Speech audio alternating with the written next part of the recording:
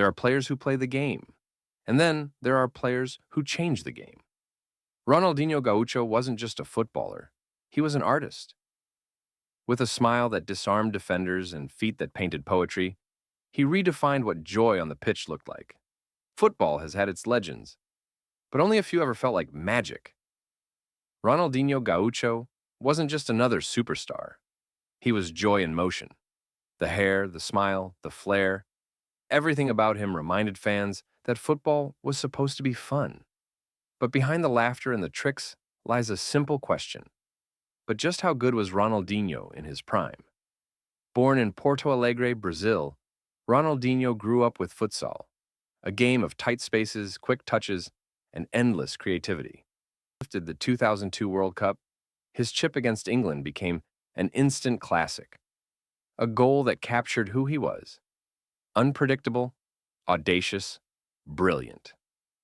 The world was watching, and Barcelona was calling. In 2003, Barcelona was struggling, a club searching for identity. Then Ronaldinho arrived. By 2003 at Barcelona, the world finally saw that creativity explode. He wasn't just beating defenders, he was dancing past them. No-look passes, elastico flicks, toe pokes from impossible angles. Football hadn't seen joy like this since Pelé. Scouts saw talent, but what they didn't realize was that they were witnessing a philosophy, that football could be played with freedom and art. Within months, he transformed Camp Nou into a theater of smiles. Every touch was creative, every move expressive. His debut goal? A 40-yard rocket off the crossbar at midnight in front of thousands.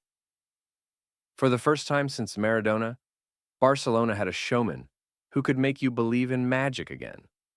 At his peak, Ronaldinho made the impossible look easy. In 2005, he won the Ballon d'Or, not for stats, but for the magic that left fans and players in disbelief.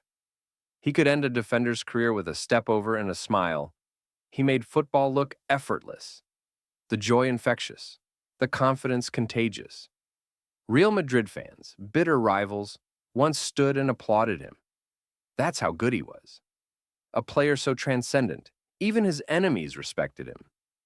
But like many geniuses, brilliance came at a cost. His lifestyle, the late nights, the parties, slowly dimmed the spark that once lit every stadium. At AC Milan, the magic flickered but never disappeared. You could still see glimpses, the smile, the control, the joy, but never the same fire. In Milan, we saw glimpses of the old Ronaldinho, the smile, the touch, but the fire was no longer a flame, it was an ember. Ronaldinho's prime didn't last long, but maybe it wasn't meant to. Like a shooting star, he burned bright and vanished fast, leaving behind memories that no highlight reel could ever capture. Without Ronaldinho, there's no Neymar, no street-style flair in Europe's biggest stages. He taught a generation that football could be both art and freedom. And that's why, nearly 2 decades later, his highlights still feel fresh. They remind us of what football is supposed to be. So, how good was Ronaldinho in his prime? He was unmeasurable. Good enough to change how we look at the game forever. He was never about statistics or records. He was about emotion. Because greatness isn't always about how long you shine. It's about how brightly.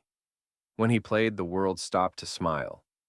And even today, when you see that smile, you remember. For a moment in time, football was pure joy. That was Ronaldinho at his prime.